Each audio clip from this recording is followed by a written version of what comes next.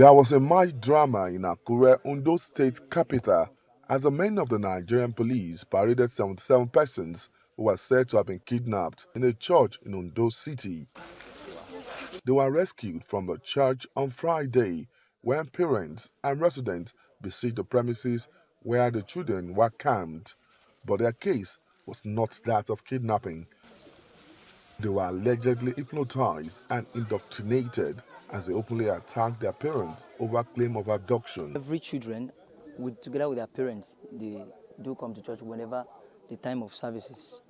There's a schedule for service every week, which of course every other churches has theirs. No, the Bible said that children obey your parents in the Lord, not outside the Lord. Where is that Bible do you use? Ephesians 6. Ephesians 6? Yes. Which Bible? Is it King James? Or King James Version. King James Version. Yes. Which King James Version? King James. They are not living in the church. We are living together. But they used to go to church, to that church. But I told them that the preaching of that brother is heresy. It's not true. I told my children, but I don't know whether due to what they are eating there. Spokesperson of the State Police Command, Fumilayo Odunlami, said the victims were rescued from an underground cell by the police. Stated that the pastor and his assistant were arrested following complaints from some parents of the underage children. Our investigation revealed that some of these members have been in the church since January, some had left earlier. What we have is a case of a pastor, an assistant pastor rather, who claimed Jesus was going to come back by April and later told them rapture was going to take place by September 2022. So he encouraged them to stop schooling and to come around and stay within the church. There was an underground in the church where they were kept, praying and believing that Jesus was going to come by September 2020. Assistant Pastor Iva faulted the claim, saying he acted in line with God's instructions. I told you, sir, that I preach the word of God. I don't preach my own knowledge. I preach the word of God. What is in the word of God is what I told them, period. And people are interpreting it wrongly. And I didn't say anything outside the word of God. No, there's no underground. What is there is bunker. And the bunker was built when the church was constructed. So on virgin period, anybody can go to that bunker and relax. But investigation is ongoing to get to the roots of the matter. Ayodeji Moradeyo, TVC News, Akure. Joining us now to talk about this via Zoom is the spokesperson of the Ondo Police Command, Fumilayo Odunlami. Of course, we'll be bringing in a reporter who has been monitoring this story for us, Ayodeji Moradeyo, during this time as well. Welcome, Fumilayo Odunlami. Good morning. Good morning. Thank you for joining us. Good morning. Can you tell us, can you give us an assessment of the state of the kids and the adults when you guys met them there? Well, as when the police got there, I think a service was actually going on, and they tried seeing the pastor or the church member. We had seen people in uniform. They became violent and started attacking the policemen. Well, for me, I think they were relatively okay. Not that they were looking tattered like that, but of course, they've been in church for almost 4 days or 5 days before then, according to the pastor anyway. Mrs. Odunlami, when these children were rescued on Friday, you said preliminary investigations were ongoing, something we always hear security agencies say. But what's the very, very latest as regards this rescue and these children? What other additional information can you tell us between Friday and now? Okay, well, another thing we realized was that some of those parents were attending the church before now, but later they felt the church was preaching heresy. Some pastor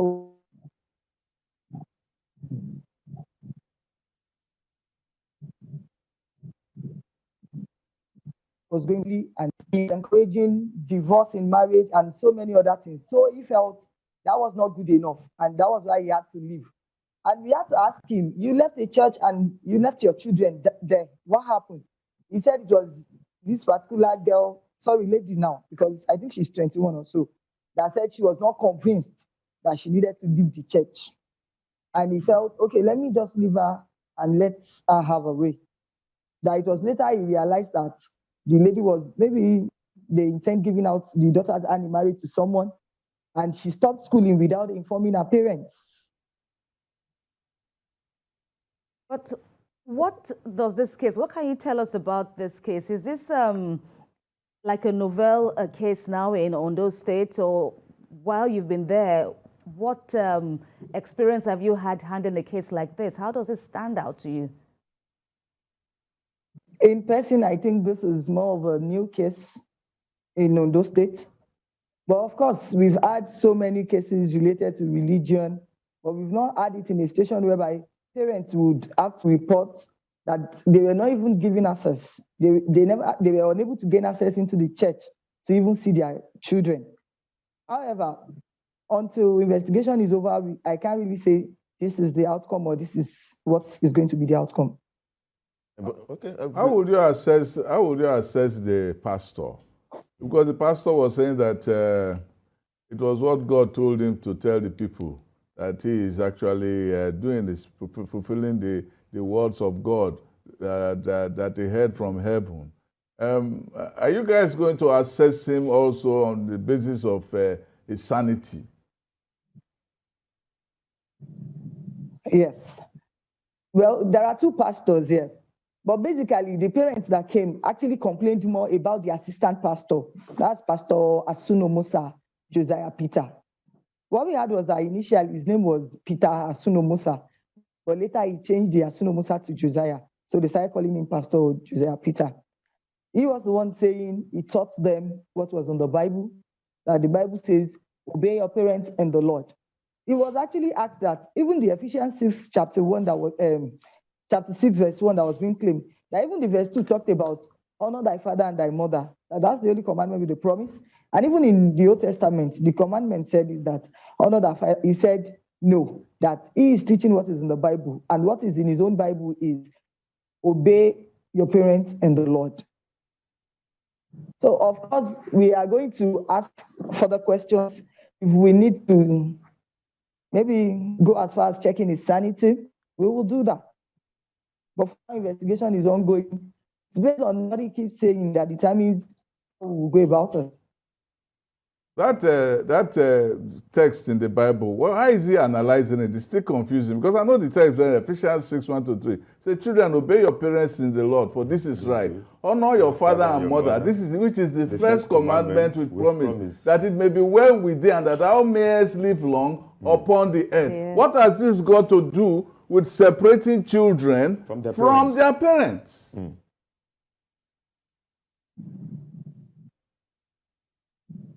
And it says, parents, do not provoke your children to wrath. Verse 4. Mrs. Odunlami. Mrs. Odunlami. SP Fumi, I prefer SP Fumi, please. Okay, it does. Mrs. Odunlami, you're live. The question was just asked. Sorry, I didn't hear that. Did you hear the question? No, I did not. Okay, let me take it again. I recited the text that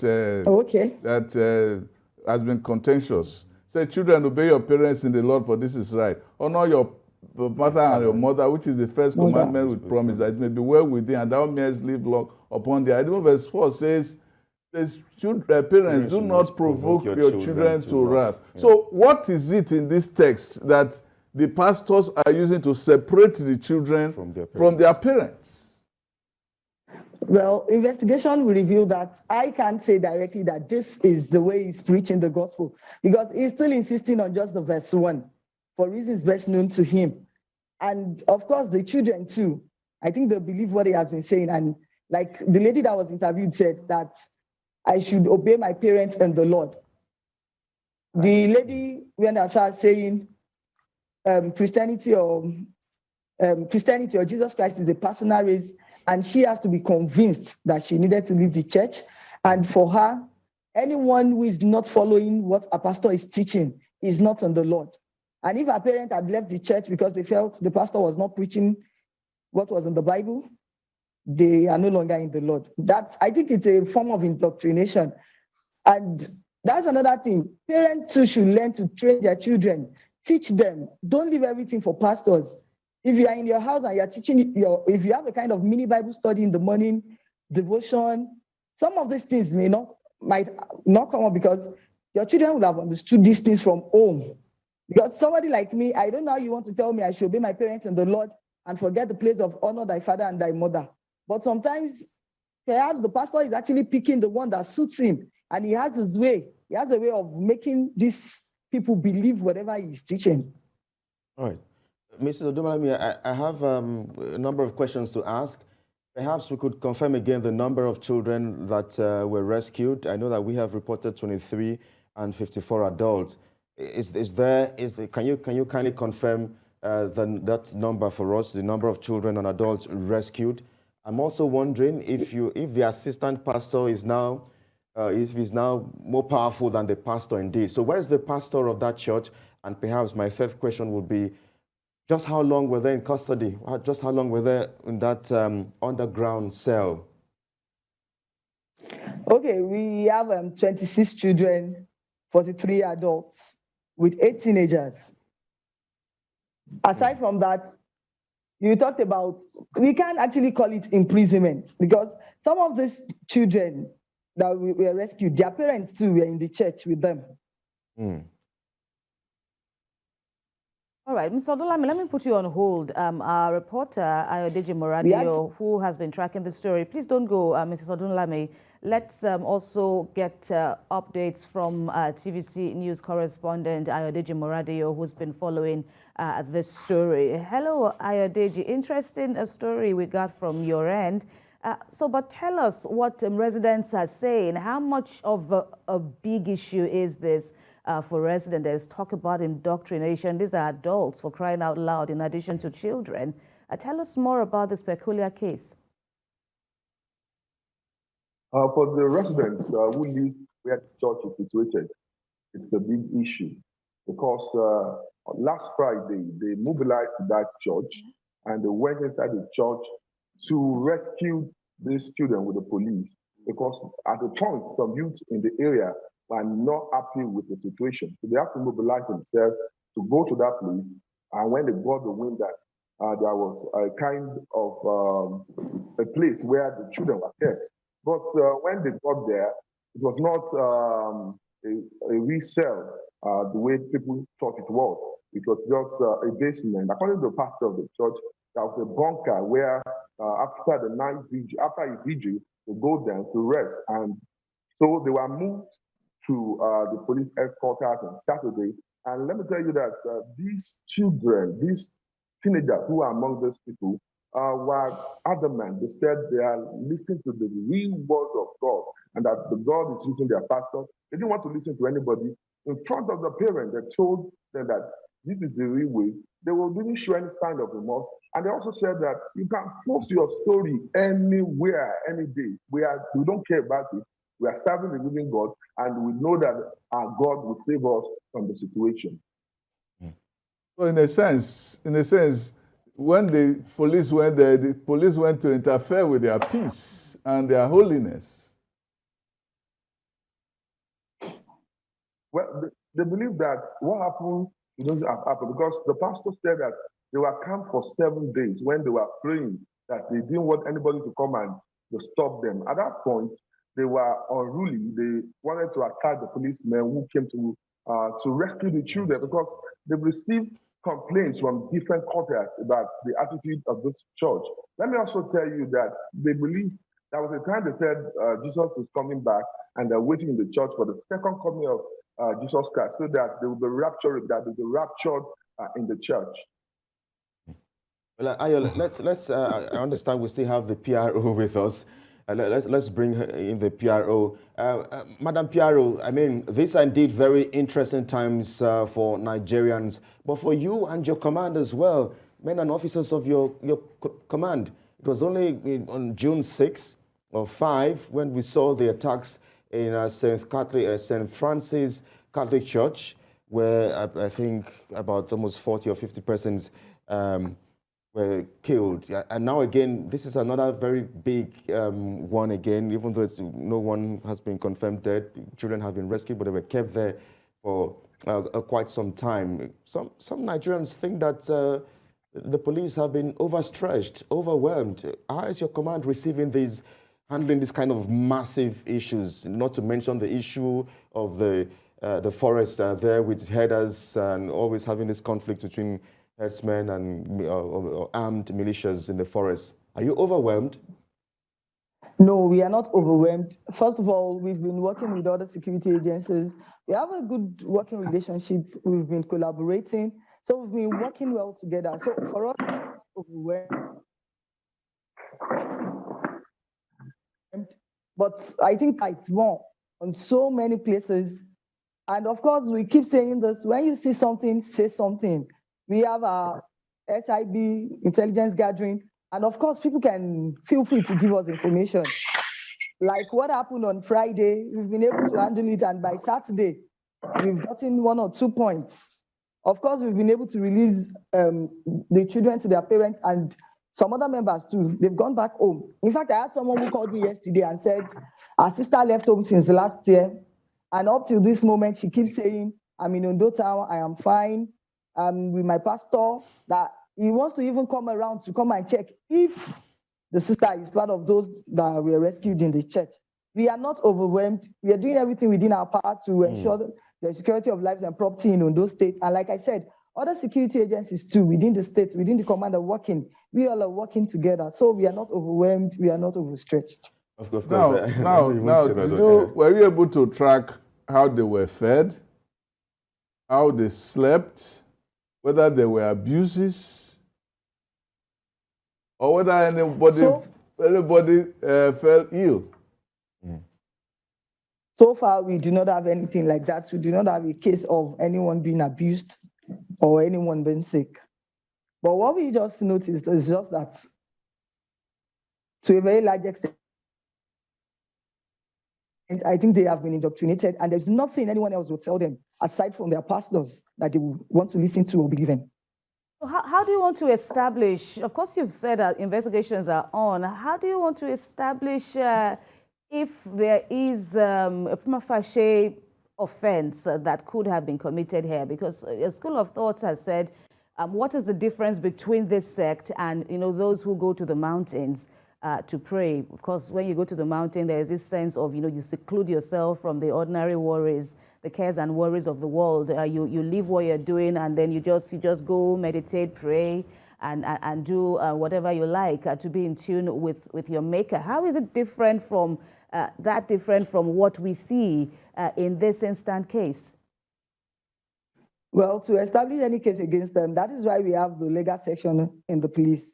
First of all, we will round up with the investigation, and of course, the legal department will give us the legal advice and tell us what they are to be charged for.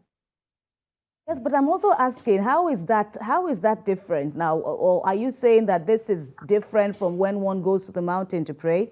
Since you've already established that there is no evidence of maltreatment on the victims. The truth is, when you go to the mountain, you go of your own volition, you go there and pray, and you leave. And nobody would deny your own family members access to you when you're on the mountain top. Now, I also want to know, the pastor said Jesus was coming in April. Did they ask him whether that is reconcilable with the Bible? Because even Jesus himself said, the day and hour knoweth no man, neither the angel in heaven, but my Father only. How has he been able to even know it more than Jesus himself? It's coming in September what now. The pastor said was September that... now. September this time. What the pastor said was that the church is a church that believes in vision, prophecies, and dreams. So he saw the vision. God told him. There are so many stories to that. Initially said he saw the vision, and he later said God told him. All right, so back to Ayodeji. So now that we understand that a number of persons have been released, from your end, what is your assessment of the situation? Has the dust settled? Are people comfortable with this development? What I know is that with this kind of situation, that God is coming back. That initially. Did you please carry on? Many people are aware. Yes, because of what happened in that church and the way youth in that town mobilized to that church, it will be difficult for them to hold services if security is not provided for them, because people are already bitter about the situation and they don't want such situation to continue to happen. How come a parent will not be able to correct his children? Some children, most of these teenagers, they said they cannot go to the church their parents are going, that this is the only way they know, and that is the only way to get to heaven. So they don't want to listen to anybody. They don't care about what other people are saying. And because of this, many youths in that area are not happy, and because they have mobilized to that place before, and they will continue to mobilize to that church if something is not done. Ayodeji, we are such a religious people. That gives me the sense that there may be more churches or religious centers, not just in Ondo State, across the country. But I wonder if you think that there are some other centers or religious centers and churches or mosques that probably could have this kind of underground cell where people have practically been, I don't know if the word is hypnotized or brainwashed. I cannot confirm that for now, but I want to correct, it is not a cell. We don't have to sell in that church. It's a kind of an underground built when the church was actually established. So they said they go there to rest after a vigil. So it is not an underground per se or a cell per se, a kind of bunker according to the pastor of the church. What I want to say is that, one of these things, we don't know how it happened. We don't know how people go do something like this. And churches are meant for people to pray. They go to church to pray, and they go to the mountaintop to also seek God's face. So we don't know if things like these are also happen in other churches, but this has opened people's eyes to the fact that something like this can still happen in the world. I want to let you know one thing, that there was a church when I was growing up. They said you don't need to watch television, and many people sold their television because of this. They don't wear transparent clothes. That was then, and many people followed them. They were preaching holiness and sanctification then. So that's the situation here in Ondo State. I'd like to bring in the PRO again of the Ondo State Police Command. Madam Spokesperson, I'd asked earlier, where is the pastor of that particular church? We understand the assistant pastor has been arrested. How about the pastor of the church? And I'm wondering, is it possible for an assistant to become more powerful than the pastor? The two pastors are in custody. All right. And then you said that you also said that for most of the complaints was coming for the assistant pastor of the church. So I'm wondering, is it possible that the assistant pastor is indeed more powerful than the pastor, or has the pastor been hypnotized? Well, I can confirm if the pastor has been hypnotized. Even your correspondent can confirm this, that even when the interview was going on, it was more of the assistant pastor that was talking. The pastor was just there looking, and when you ask the pastor some questions too, he will stylishly say, "Ask my pastor." Interesting. Very interesting. So what is the state of the church now? Is it sealed? Yes, and the church is sealed, but we still have our policemen there. Because, when issues like this happen, before you say Jack Robinson, a lot of people will just mobilize and we want to go and burn down the church. And we do not want anything, we do not want breakdown of law and order in that area. We do not want people to start committing another offense of arson. So the church has been sealed, and of course, our men are there just to ensure there is calmness in that area. Do you feel that there is a longing by the adherents of the church to go back? Are they feeling that they are missing their pastor? Yes, because on Saturday, after the whole thing, the parents that were there with their children, that were church members, we told them. All right, Mrs. Odulami, we'll leave it at this point now. We thank you very much for the time you spent with us sharing information about this, interesting case of an alleged abduction and hypnotizing members of, the sect. Brainwashing. Thank you very much. Of course, our correspondent Ayodeji Moradio also there giving us more information on this case involving the whole Bible Believers Church. Thanks to you both.